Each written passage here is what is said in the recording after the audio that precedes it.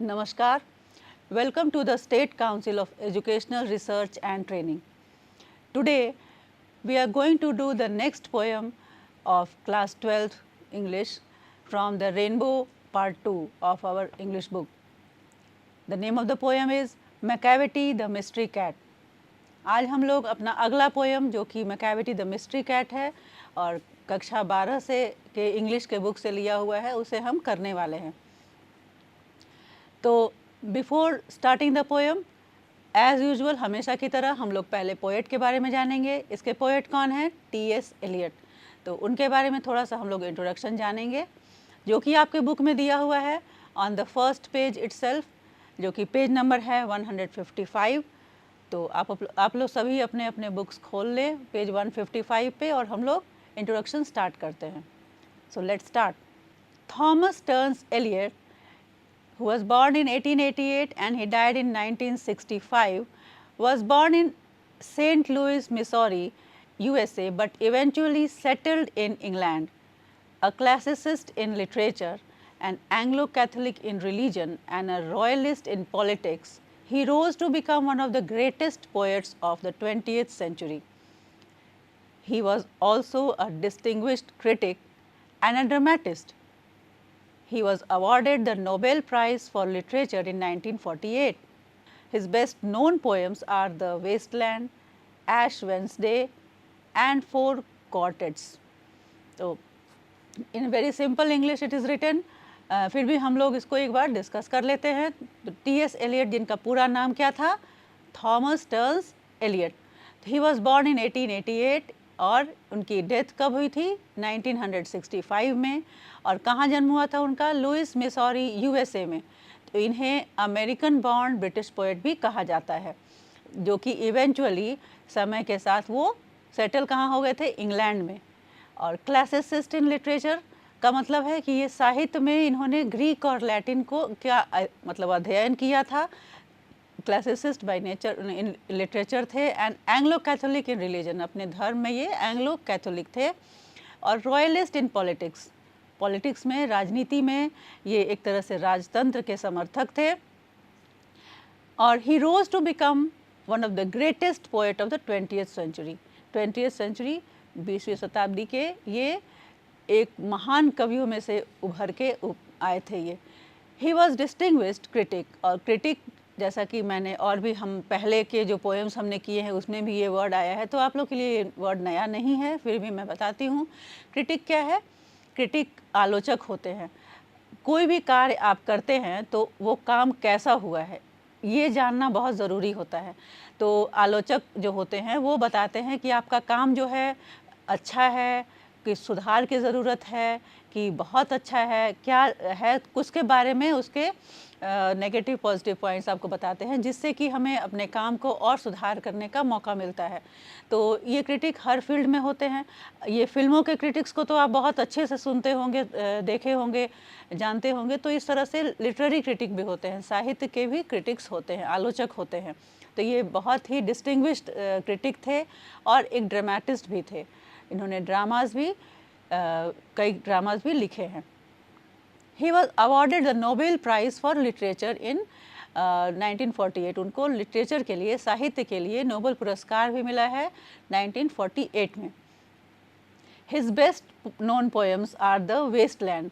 और वेस्टलैंड एक ऐसा पोएम है, इतना मतलब उनका टी.एस. एलियट की पहचान समझिए कि हम आप जैसे जो पढ़ने वाले हैं, पाठक हैं, वो वेस्टलैंड टी.एस. एलियट के साथ स्वतः ही जुड़ जाता है। उनका नाम बहुत ही फेमस पोएम है टी.एस. एलियट का। और भी उनके कुछ पोएम्स जो हैं जो आपके बुक में दिए हुए हैं बोल्ड लेटर्स में, जो कि है ऐश वेंसडे और फोर क्वार्टेट्स। तो ये सभी उनके बेस्ट नोन पोएम्स में से हैं, अच्छे फेमस पोएम्स में से हैं। नेक्स्ट आगे हम लोग देखते हैं इंट्रोडक्शन में।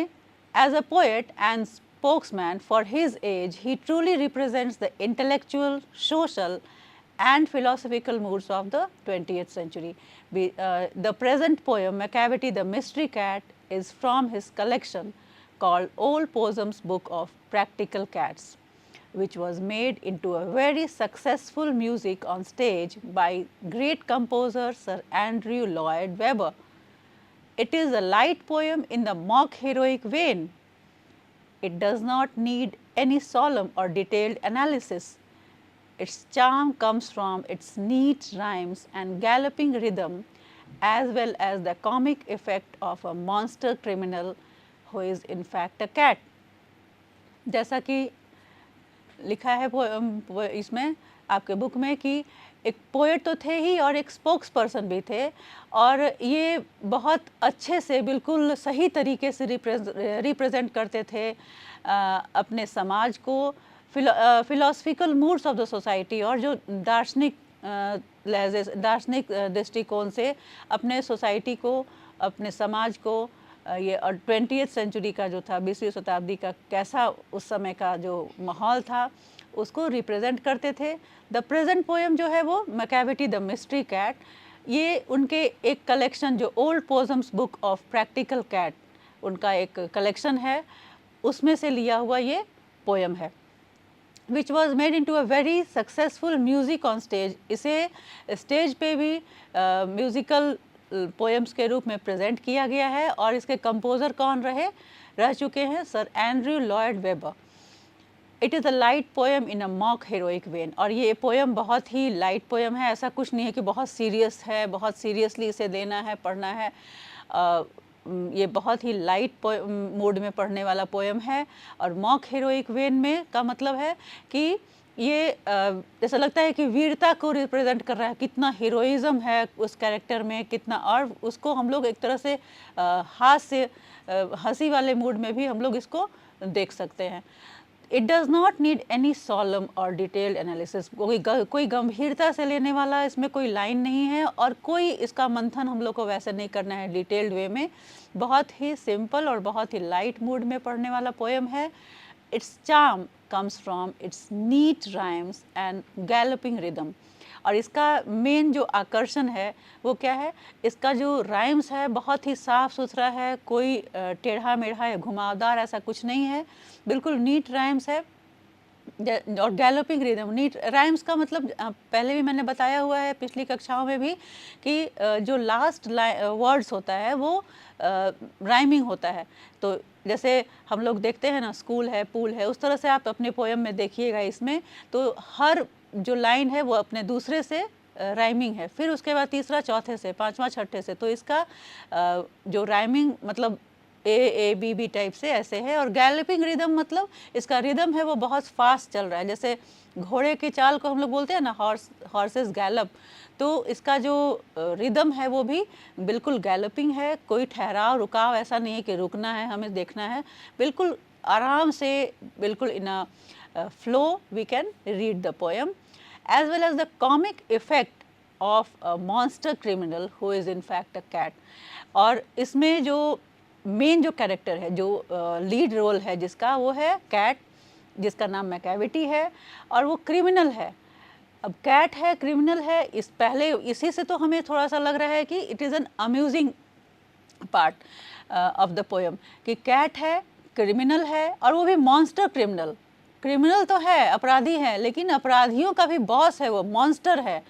तो लग रहा है कि पता नहीं क्या है भाई, कैसा कैट है ये जो मॉन्स्टर क्रिमिनल है, और इसी पे पूरा ये पोएम बेस्ड है टी.एस. एलियट का। तो ये हमें स्वतः एक, जिसका नाम से ही हमें लग रहा है कि कॉमिक इफेक्ट डाल रहा है कि मॉन्स्टर क्रिमिनल है, वो भी कैट है, और उसके बारे में हम लोग पोएम पढ़ने वाले हैं। तो चलिए देखते हैं क्या है पोएम में। और पोएम को शुरू करने से पहले मैं बता दूं कि ये पोएम जो है आपका वो 7 स्टैंजाज में डिवाइडेड है, और इसका राइमिंग स्कीम जैसा मैंने बताया ए बी बी सी सी ऐसे करके है, और इसमें जैसा कुछ खास और नहीं है, बस पढ़ना है और एंजॉय करना है। और पढ़ने के बाद मैं एकदम दावे से कह सकती हूँ कि आप अगर किसी बिल्ली को देखेंगे और जो डिस्क्रिप्शन दिया हुआ है आपके बुक में, और उस तरह की बिल्ली दिखेगी, तो पक्का ही आपको लगेगा कि टी.एस. एलियट की बिल्ली आपके घर में आ गई है, मैकाविटी ही आपके आसपास आया है। अब कोई ना कोई गुनाह तो होने वाला है, कोई ना कोई अपराध तो होने वाला है, तो सावधान भी हो जाइएगा जब आप मैकाविटी को देखेंगे। तो चलिए अब हम लोग स्टार्ट करते हैं। Macavity the mystery cat. Macavity is a mystery cat.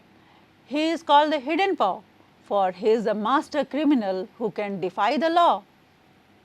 he is the bafflement of Scotland Yard, the flying squad's despair. For when they reach the scene of crime, Macavity is not there. Macavity, there is no one like Macavity. Poet कह रहे हैं, यहाँ first line में जो है मैकाविटीज़ है, जो हम लोग उसको मैकाविटी इज़ पढ़ेंगे. चलिए एक्सप्लेन करते हैं इन लाइंस को.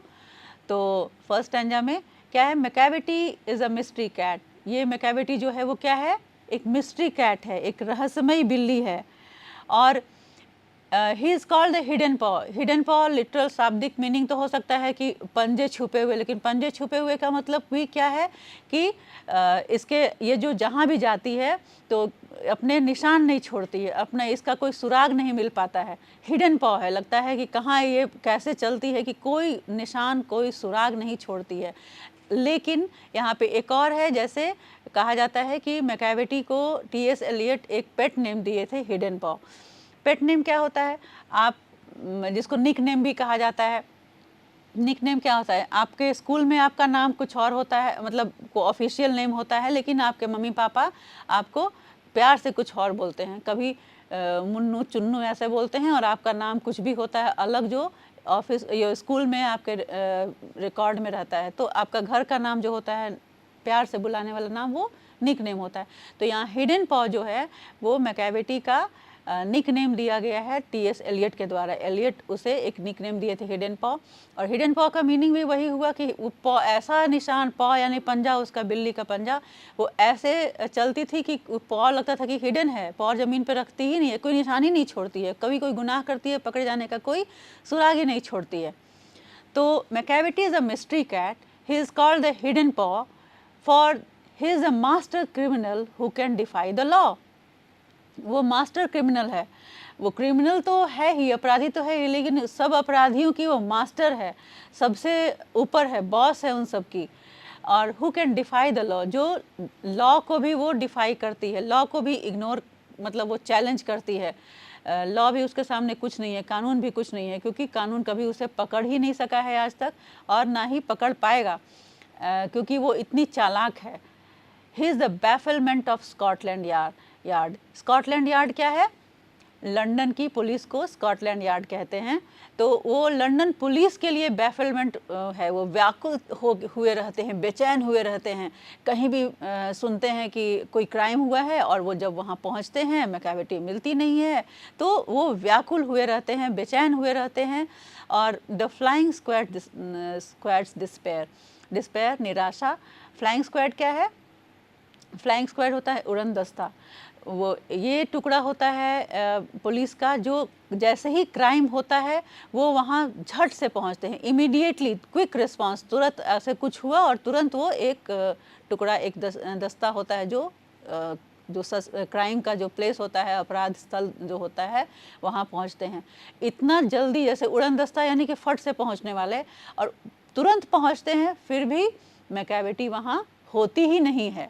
तो he is the bafflement of Scotland Yard, the flying squad despair. Flying squad भी उससे निराश हो चुके हैं, बिल्कुल डिस्पेयर हो गया, उनके मन में हो गया है, बिल्कुल वो आशा नहीं रह गया है उनके मन में कि अब वो कभी मैकाविटी को पकड़ पाएंगे.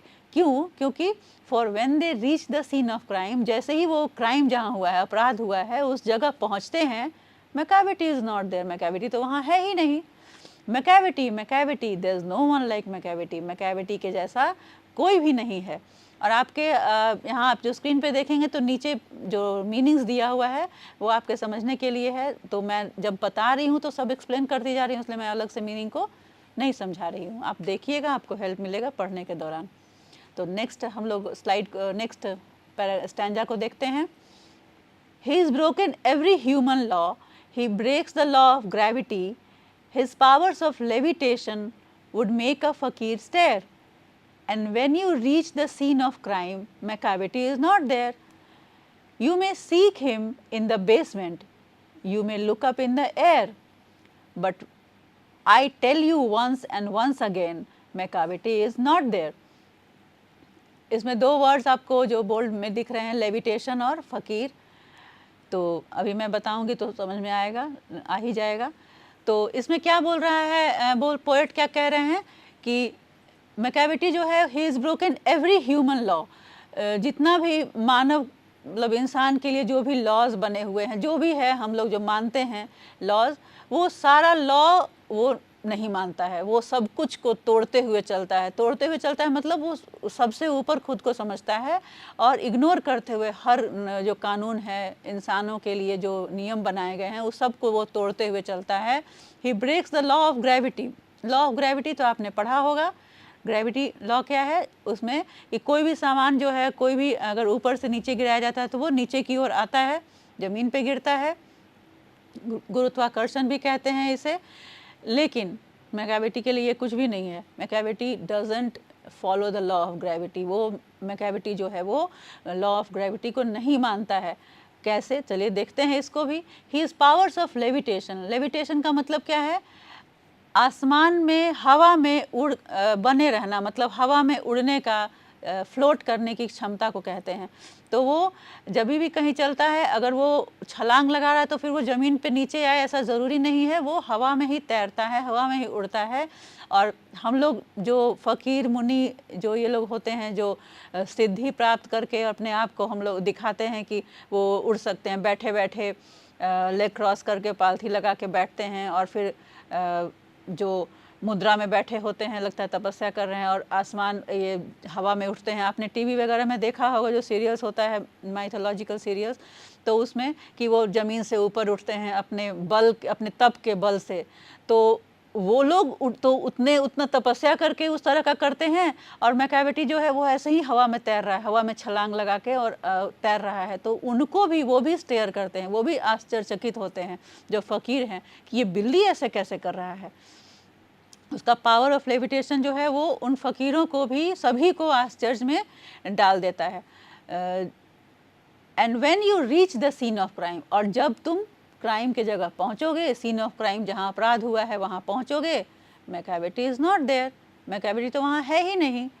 तो कहीं भी कुछ भी हो जाए, जब वहाँ एकदम उड़न दस्ता कहा जाता है कि सबसे पहले पहुँचने वाला टुकड़ा होता है, लेकिन वो भी नहीं, मैकाविटी का कोई भी सुराग नहीं अभी तक उसको मिला है। और मैकाविटी को कभी किसी ने वहाँ जो अपराध का जगह है वहाँ कभी किसी ने नहीं देखा है। You may seek him in the basement. तुम उसको तहखाने में जाके ढूंढ लो, तहखाना में भी कहीं अगर तुम्हारा मन कर रहा है तो जाके देख लो। तुम उसको हवा में, क्योंकि वो लेविटेशन है, वो तो हवा में तैरने की भी शक्ति उसमें है, तुम हवाओं में कहीं भी जाके ढूंढ लो। But I tell you once, मैं तुम्हें एक बार कह रहा हूँ और एक बार और कह रहा हूँ, यानी कि बार बार तुम्हें कह रहा हूँ, Macavity is not there. Macavity वहाँ नहीं है, मैकाविटी तुम्हें नहीं मिलेगी, मैकाविटी का कोई निशान तुम्हें नहीं मिलेगा। वो कहीं किसी के द्वारा पकड़े जाने के लिए अपना कोई सबूत छोड़ती ही नहीं है। मज़ा आ रहा है ना ये पोएम में? ये पोएम है एक कैट का, लेकिन लग रहा है कि हम लोग कोई डिटेक्टिव सीरियल, जासूसी सीरियल देख रहे हैं। चलिए हम लोग नेक्स्ट स्टैंजा देखते हैं। Macavity is a ginger cat, he is very tall and thin, you would know him if you saw him, for his eyes are sunken in. His brow is deeply lined with thoughts, his head is highly domed, his coat is dusty from neglect, his whiskers are uncombed. He sways his head from side to side with a movement like a snake, and when you think he is half asleep, he is always wide awake. आप लोग देख रहे हैं ये lines जो है, thin है, फिर उसके बाद इन है, फिर डोम्ड है, फिर अनकोम्ड है। तो इस तरह से मैंने कहा था ना कि ये कपलेट जैसा, ये मतलब इसका rhyming scheme A B B ऐसे है। लास्ट टू वर्ड्स जो है पर पेयर, एक पेयर ऑफ लाइंस का राइमिंग है। तो चलिए अब इसको हम लोग एक्सप्लेन करते हैं। Macavity is a ginger cat. Ginger cat का मतलब क्या होता है कि लंबी, दुबली पतली, लंबी है, और उसका कैसा कलर है कि ऑरेंज, रेड, येलो, इस तरह का उसका जो फर है, उसका कोट है, बॉडी का जो फर है वो उसका कलर ऑरेंजिश है, येलोइश है। मतलब आप पिक्चर में भी देख सकते हैं, उस तरह के कैट को बोलते हैं जिंजर कैट, जो कि ही is very tall and thin, और लंबी है और दुबली पतली है। You would know him if you saw him. अगर तुम्हें, मैंने कहा ना तुम्हें कि तुम्हारे घर के आसपास भी आज जाके पीछे अपने घर में देखना, जरूर मैकेविटी कहीं खड़ी होगी, क्योंकि वो आज सुन रही होगी कि मेरे बारे में लोग पढ़ रहे हैं। आज हमको इन बच्चों को दिखाई देना है कि मैं कैसी दिखती हूँ। तो Macavity is a ginger cat और very tall and thin and you would know him, तुम्हें पता चल जाएगा अगर तुम उसको देखोगे तो कि वो कौन है, कैसी है। For his eyes are sunken in, और आमतौर पर बिल्लियों की आंखें जो है बहुत ज़्यादा अंदर धसी हुई नहीं होती है, लेकिन उसके आंखें जो है बिल्कुल अंदर धसी हुई हैं, दुबली पतली स्किनी है और अंदर धसी हुई आंखें हैं। His bro is deeply lined with thoughts, और जब तुम लोग देखे होगे खुद में भी कि अगर किसी सोच में पड़ जाते हो या कभी कुछ सोचने लगते हो तो जो ब्रोज हैं वहाँ लाइंस पड़ जाते हैं। ब्रोज यानी जो आईब्रो है आपका, वहाँ लाइंस जैसा हो जाता है कि लगता है कि अरे बहुत गहरी सोच में है ये बंदा। तो उसका भी लाइन लगता है कि his bro is deeply lined, उसका जो ब्रोज है वो लगता है बहुत ज़्यादा गहरा लाइंस हो गया, यानी कि बहुत ज़्यादा सोच में है वो। और his head is highly doomed, और हेड भी है वो उठा हुआ है, डोम की तरह, गुम्बज की तरह थोड़ा उठा हुआ उसका हेड है। तो इस तरह का उसका देखने में, उसका अपीयरेंस बता दिया poet.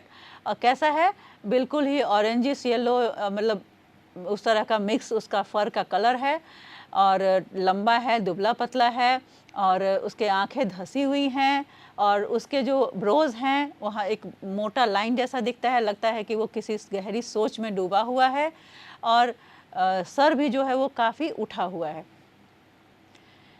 His coat is dusty from neglect, his whiskers are uncombed, उसके जो कोट है, कोट यानी फर जो है उसका लगता है कि बिल्कुल धूल भरे हुए हैं, फ्रॉम नेग्लेक्ट, लगता है कि कोई ऐसा ध्यान नहीं देता है, कोई उस पर कोई ध्यान देने वाला नहीं है। और उसके विस्कर्स मतलब जो चूहे और बिल्ली के जो मूछें होती हैं उसको विस्कर्स बोलते हैं, निकला होता है मुंह के पास बाल, तो वो आप पिक्चर में भी देख सकते हैं, इसके वाइट विस्कर्स हैं जो कैट है पिक्चर में। तो उसकी लगता है कि उसका जो बॉडी फर है उसमें बहुत डस्टी है, बहुत धूल भरा हुआ है, बहुत कोई ध्यान देने वाला नहीं है, और उसके विस्कर्स भी अनकोम्ड हैं, कोई संभाल के साफ सुथरा नहीं किया है उसका विस्कर्स, कंघी नहीं चलाया हुआ है कह सकते हैं। जो पेट होते हैं उनको, जो आप लोग अगर रखे हों पेट अपने घर में, बहुत लोग के घर में, किसी के घर में डॉग होगा, किसी के घर में बिल्ली भी होगी जो कि मैकेविटी अब आपको लगेगी देखने में, देखिएगा। तो आप लोग क्या करते होंगे, साफ़ सुथरा करते हैं, उसको नहलाते हैं, समय समय पर साफ़ करते रहते हैं। तो यहाँ वो बिल्कुल नेग्लेक्टेड है। He sways his head from side to side with movement like a snake, और वो अपना हेड कैसे है, वो साइड टू साइड ऐसे ऐसे ऐसे ऐसे सर को घुमाती है, साइड जैसे सांप चलता है तो कैसे ऐसे साइड साइड साइड साइड करते हुए चलता है अपना, जैसे हिंदी में हम लोग कहते हैं लहराते हुए अपने सर को, तो उसी तरह से वो भी जब चलती है तो अपना हेड को साइड टू साइड करती है, जैसे लगा कि स्नेक का मूवमेंट है वैसे। And when you think he is half asleep he is always wide awake, और जब भी तुम्हें लगे कि अभी तो मैकेविटी सोई हुई है, ऐसा नहीं है कि मैकेविटी कहीं नहीं दिखती है, मैकेविटी जहाँ क्राइम होता है वहाँ नहीं दिखती है, लेकिन ऐसे अगर मैकेविटी को तुम देखो और तो लगेगा कि अरे तो आराम से सोई हुई है, लेकिन नहीं, मैकेविटी हमेशा अलर्ट रहती है, ऑलवेज वाइड अवेक, हमेशा बिल्कुल अच्छी तरह, वाइड अवेक यानी बिल्कुल अच्छी तरह से वो जगी हुई रहती है, वो सोती नहीं है, सोती भी है तो सोने का नाटक करती है, सोती नहीं है, बिल्कुल अच्छे से वो जगी रहती है। This was your explanation of the paragraph. चलिए अब चलते हैं नेक्स्ट स्टैंजा पे हम लोग। Macavity there is no one like Macavity, for he is fiend in a feline shape, a monster of depravity. You may meet him in a by street, you may see him in the square, but when a crime is discovered, then Macavity is not there. तो poet क्या कह रहे हैं कि Macavity की तरह कोई नहीं है, मैकेविटी की तरह अगर चाहिएगा तो देखने में भले ही आपको दिख जाएगी, हो सकता है कोई ऑरेंज रेडिश येलो हो कलर देखने में, टॉल एंड थिन हो सकती है, लेकिन बाय नेचर कोई मैकेविटी की तरह आपको नहीं दिखने वाला है। Macavity there is no one like Macavity, he is a fiend in feline shape, वो क्या है, एक बहुत ही निर्मम जैसा, बहुत ही ईवल स्पिरिट है, अंदर से बहुत अच्छा कोई कैरेक्टर नहीं है। इन a feline shape, feline shape मतलब बिल्ली के प्रजाति में का कोई भी जो एनिमल होता है उसको हम लोग बोलते हैं फेलाइन। तो फेलाइन के शेप में, बिल्ली के शेप में वो एक ईवल स्पिरिट है समझिए। कोई बहुत अच्छा नेचर का कोई व्यक्ति या कोई बिल्ली ऐसा कुछ वो नहीं है। अ मॉन्स्टर ऑफ डिप्रेविटी, और एक समझिए कि राक्षस है उसके अंदर। वो कोई साधारण बिल्ली नहीं है, वो एकदम राक्षस नुमा। ऑफ डिप्रेविटी क्या होता है कि करप्ट, यानी कि विकेड हो, धूर्त हो, दुष्ट हो, या फिर एक तरह से चरित्रहीन हो, मतलब नैतिक रूप से खराब। तो वो एक मतलब बुरा कैरेक्टर है जो कि बिल्ली के शेप में है, और एक बहुत ही खराब नेचर वाला, खराब चरित्र वाला कोई ऐसा मॉन्स्टर है ये मैकाविटी जो है। You may meet him in a by street, हो सकता है कि रास्ते में, रोड के किनारे कभी आपको दिख जाए। You may see him in the square, कभी चौराहे पे भी आपको कहीं दिख जाए। But when a crime is discovered, लेकिन आपको ऐसे कहीं भी, मैंने पहले भी बताया कि आपको ऐसे कहीं भी वो दिख सकती है, लेकिन जब क्राइम होता है, जब कहीं भी जो कभी अपराध होता है, मैकाविटी इज नॉट देयर।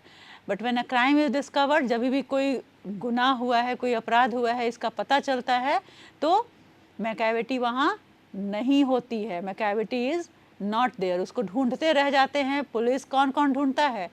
जो लंदन की पुलिस है, स्कॉटलैंड यार्ड है, या फिर उड़न दस्ता जो है, फ्लाइंग स्क्वाड है, वो सब ढूंढते रह जाते हैं, लेकिन मैकाविटी का कोई पता नहीं चलता। मैकाविटी का कोई सुराग नहीं मिलता, मैकाविटी का कोई भी निशान नहीं मिलता। यहाँ तक कि वो जब चलती है तो अपने जो पंजे के छाप तो होने चाहिए थे।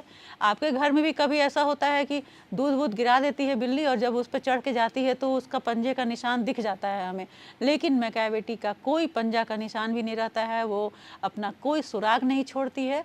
तो ये एक बिल्कुल ही अलग तरह की कौन सी जीव है ये, बिल्कुल ईवल स्पिरिट है और बिल्ली के शेप में है। कैट फैमिली के जैसा लगता है देखने में, लेकिन अंदर से लगता है कि ये कैट फैमिली की नहीं, कैट फैमिली की खाई दिख रही है, लेकिन है कोई मॉन्स्टर जो कि बहुत ही करप्ट है, बहुत ही अनैतिक है। उसके काम उस तरह के होते हैं, और कभी कहीं कोई ढूंढ ले, किसी को नहीं दिखती है मैकाविटी। तो अभी हम लोगों ने इसको यहाँ तक किया, और आशा करती हूँ कि आपको समझ में आया होगा। एक चीज़ ज़रूर ध्यान रखिएगा, आप अभी जाके अपने घर के पिछवाड़े देखिएगा, आपको मैकाविटी बैठी हुई दिखेगी, क्योंकि बहुत मैकाविटी के बारे में पढ़ रहे हैं आप लोग। तो अगली कक्षा में हम फिर आगे का जो स्टैंजास है उसको करेंगे।